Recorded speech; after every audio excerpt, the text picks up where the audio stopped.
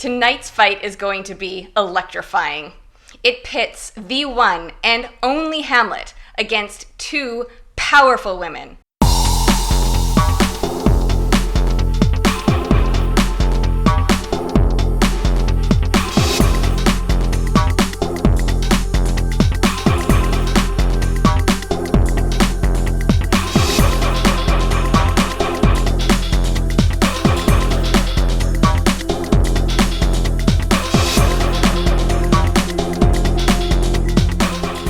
Hey everyone, Dr. Paul here. Welcome back to Shakespeare in the Ring. Tonight's fight is going to be electrifying. It pits the one and only Hamlet against Ophelia, his ex-girlfriend, and Queen Gertrude, his mother. Why is Hamlet by himself in one corner when he is faced with two formidable women in the other? Well, Hamlet likes to spend a lot of time by himself so he can think about how he wants to fight. Is this technique successful, or does it turn Hamlet into a great, big, self-obsessed bore? You'll watch the fight and share your decision in the comments. In case you haven't read it yet, here's the basic story. Denmark is in a royal mess, and the moody Prince Hamlet is at the center. His father, King Hamlet, has just died, and his mother, Queen Gertrude, has remarried his dad's brother, Claudius, who is now king. Hamlet is scandalized by his mother's marriage, and he becomes even more outraged when his father returns as a ghost, telling him that Claudius murdered him. He wants Hamlet to seek revenge. But Hamlet, though quick to anger, is slow to seek vengeance. This is partly because he wants to be sure that the ghost is telling the truth. While he's waiting for proof, he either goes mad or pretends to, and in his madness he gets really nasty with Ophelia, blowing up at her and terrifying her physically. He also yells at his mom a lot, accusing her of being an accomplice in murder. Hamlet is finally convinced that the ghost's tale is true, but he gets the wrong guy, Ophelia's dad, Polonius. Ophelia goes mad with grief, or at least pretends to, and drowns in a brook, either by accident or by suicide. Laertes flies into a rage and, backed by King Claudius, challenges Hamlet to a duel. In order to make sure that Hamlet dies, he poisons the tip of the sword, but the swords get swapped in the scuffle, and Laertes ends up dead himself. So does Gertrude, by the way, who drinks a poisoned cup that Claudius intended for Hamlet.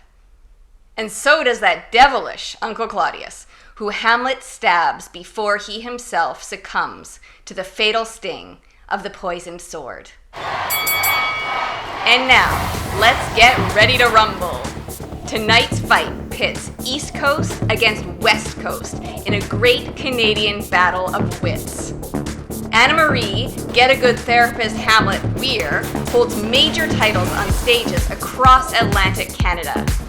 Michelle Heroic Hamlet Lieffertz is undisputed champion of stages up and down Canada's Pacific coast. Is Hamlet a self-centered, misogynistic bore, or the prince of philosophical revenge?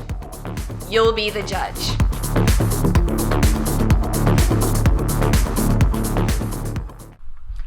Hamlet gives us no reason to like him. With the most lines given to a character in a single Shakespearean play, he is all talk and no action, until well into the third act when he goes on a rampage and a bunch of quasi-decent people die. But the biggest problem with Hamlet is he's an incel, a violent, sexually deprived brute with a frustrated libido who has a deep hatred for women. Audiences who pay close attention to his treatment of his ex-girlfriend Ophelia and his mother Gertrude will realize he is no hero but a villain of the highest order, a violent sexual woman hater. Let's start with Gertrude, who he treats like garbage. He pretends not to be upset at the fact that she's an accessory to murder, but he really hates her because she's a hussy who married her brother-in-law and wrecked his chances at being king. Act 5, Scene 2. This explains why he is fixated with his mother's sex life. He rakes her over the coals for living in the rank sweat of an enseamed bed, honeying and making love. Act 3, Scene 4. He is so horrible that his dead father has to come back and tell him to leave his mom alone. Act 3, Scene 4. Hold on. Hamlet is a play about Hamlet, not his mum. So it would be ridiculous not to view it from that angle. That is true. Hamlet is pretty vicious towards his mum. But remember, he treats everyone brutally from the first moment his dead father appears to him. That's what stage revengers do. Their crimes always exceed the original crime. And at least Hamlet thinks before he acts. But when he is ready to act, he goes all out. Oh, from this time forth, let my thoughts be bloody or nothing worth. Act 4, Scene 4. Let's not forget, Gertrude marries her husband's killer just 2 months after the murder. Hamlet Sr. is poisoned in his own orchard and no one's asking any questions? That seems a bit dodgy to me. If Hamlet truly believes his mother is an accessory to his father's murder, then his speaking daggers at her, Act 3, Scene 2, isn't all that inappropriate. Even if Gertrude is an accessory to murder, Hamlet is still a royal arse. After she rejects his advances, he becomes deranged and physically violent. Act 2, Scene 1.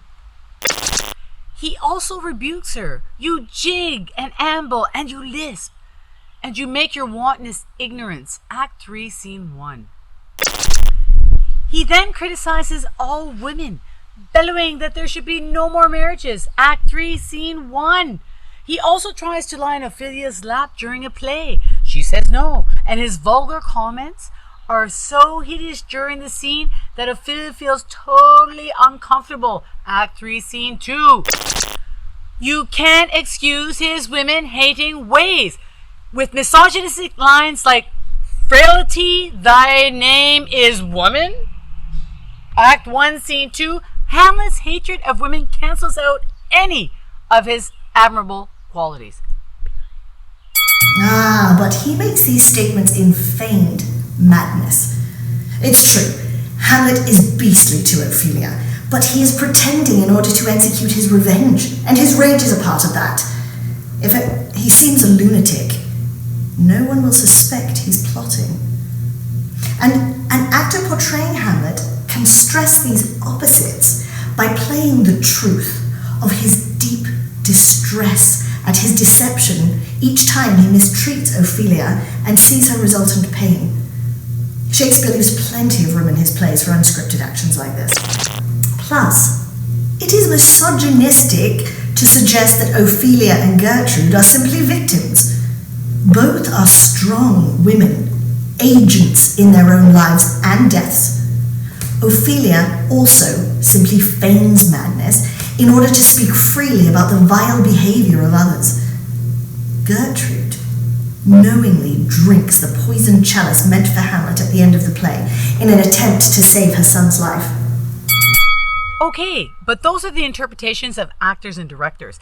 If we take a hard look at the evidence in the text, Shakespeare seems hell-bent on making Hamlet a woman-hating, egotistical revenger. Ophelia only appears on stage 5 times, and 3 of those times depict Hamlet's horrendous behaviors. Gertrude's appearances are equally as disturbing. Hamlet's fixation on Gertrude's sex life with Claudius manipulates the audience point of view and makes her seem like a shallow, lustful woman. She's not the only one who ends up poisoned. Hamlet tries to poison our point of view of her too, and ergo is not a hero, but a violent, vicious woman hater. You need a therapist, Hamlet! You're overlooking the fact that there is far more to admire about Hamlet than to condemn. Hamlet is a person, just like you and me, not some divine deity. So of course he has a fatal flaw. But he's not a hasty revenger, as we see in so many other characters of the time. Hamlet's decision to think before he acts makes him the period's most philosophical revenger. And his insights during his private moments of reflection give us insight into his fears about living and dying. He even contemplates taking his own life. To be or not to be? That is the question. Act 3, Scene 1. These heartbreaking moments humanize Hamlet, allowing us to connect with him personally, not just as a function. So to focus on his bad side is simply missing the point.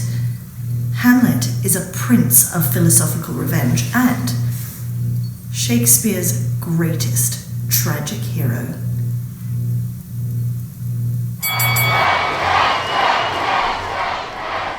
Oh my goodness, what a fight! East Coast and West Coast have never been so ferociously at odds. So now, viewers, it's up to you. Who is Hamlet? A thoughtful, heroic revenger, or a self-obsessed woman-hater? Share your decision in the comments. And be sure to join us next week to find out who won tonight's big fight. And to watch the next battle, where Shakespeare will be toe-to-toe with one of his own characters, Aaron the Moor in Titus Andronicus. Is Shakespeare a racist pig, or is he asking important questions about racial stereotypes? You'll be the judge.